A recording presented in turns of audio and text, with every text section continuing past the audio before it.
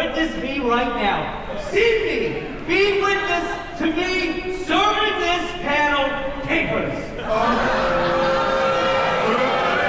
a second. You're witnesses. Yep. Wait a second. Those are not custody papers, right? Sir, these are cease and desist papers from the ACME Corporation. You do not have permission to share information or footage from this anti-ACME film. Please leave the stage. Oh,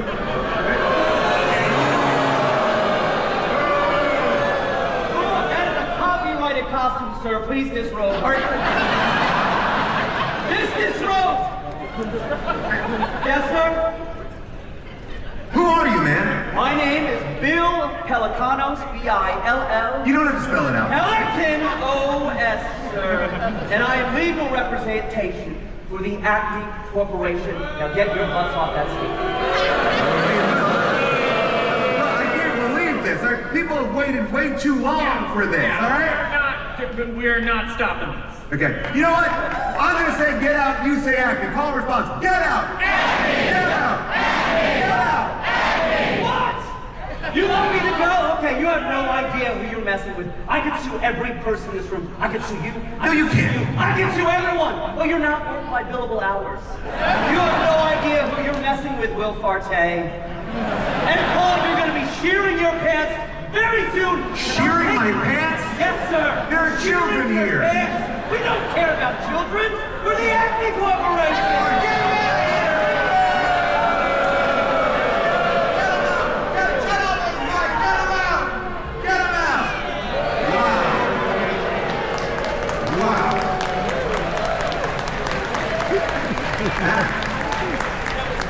Well, that was close, man. Is this kind of normal? These guys are the worst. ACME has tried to block this movie at every step. Right? They didn't want you guys seeing any of the footage that we're going to show you today. They've tried to bury this at every step. Oh, they'll stop at nothing. I don't even know how much time we actually have because I think he said he's going to come back with somebody. So you know what? Let's just get this panel going as quick as we can. Let's introduce your creators and cast of ACME versus Coyote, or Coyote versus ACME, sorry. Ladies and gentlemen, please welcome the director of Coyote versus ACME, Dave Green.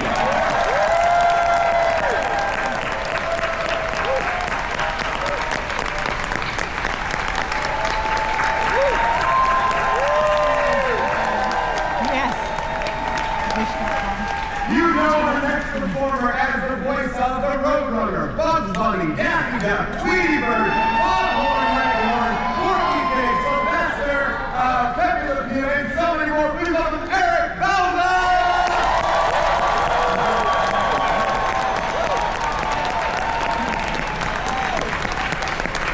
Hey, what's up, Paul H? How's it going, guys? Who would talk Saturday morning cartoons on a Saturday? Finally, a hole big enough for my talent. Woohoo! You know our next performer from shows like Euphoria, Grace and Frankie, and Baskets. In this film, she plays Dottie Jones, a sarcastic partner at the Avery Law Office. Please welcome Martha Kelly!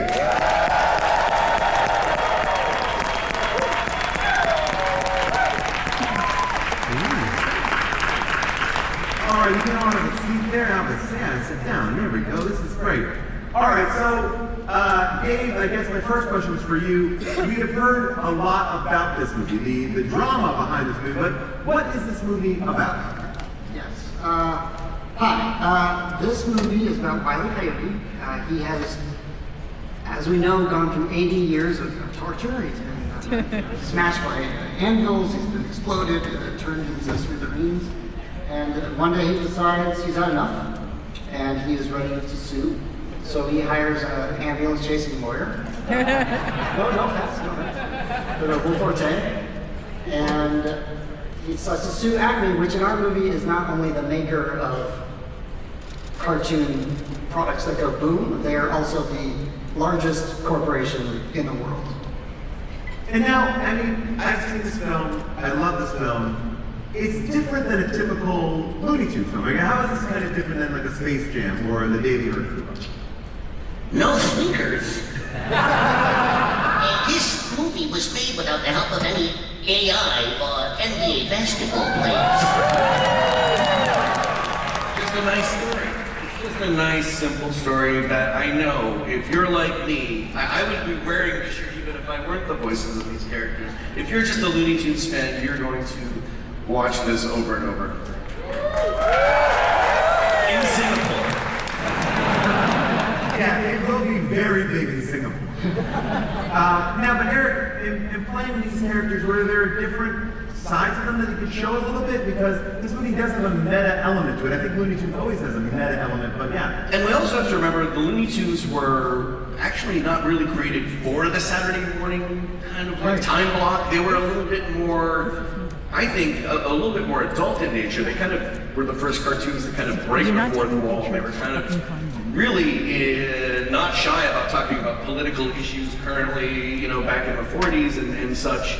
So having this kind of freedom to kind of, you know, explore the backside of these characters is kind of a nice relief. We're not really sugarcoating it. It's kind of like, I've always wanted to see Looney Tunes with legal drama. I mean, it's funny because the movie is kind of paralleling where we are at with the actual movie, which is, you know, you couldn't have thought of that when it was happening. With who? I don't know what you're talking about. Are we safe here? I thought there was a guy out here earlier with papers. Martha, you and I were talking backstage. You were saying as a kid, you kind of had a different relationship to the Wile E. Coyote and Roadrunner dynamic. I definitely was bummed out by Wiley's constant getting hurt and disappointment, and so I just felt bad for him, and I kind of didn't like the Roadrunner.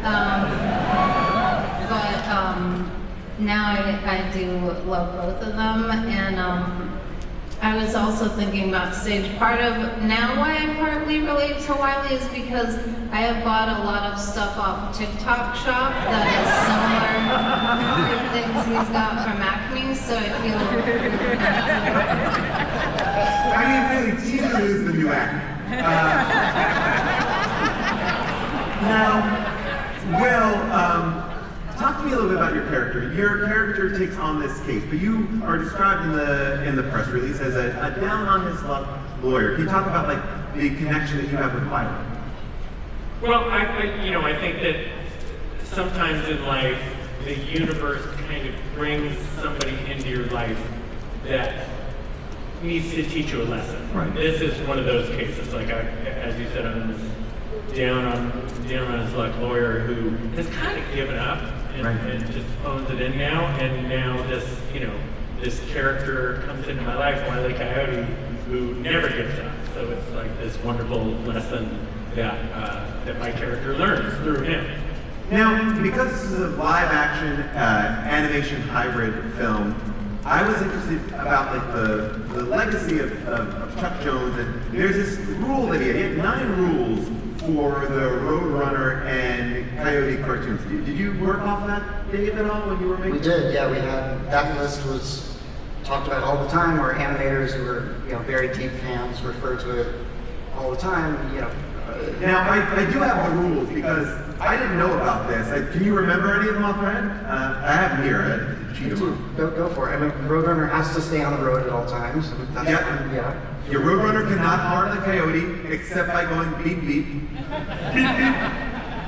No outside force can harm the Coyote. All right, only the ACME products can hurt him. The Coyote can stop at any time, but he is a fanatic. He can't stop. No dialogue ever except for. You talk about the Roadrunner staying on the road. All action must be confined to the natural environment of the 2 characters, Southwest America.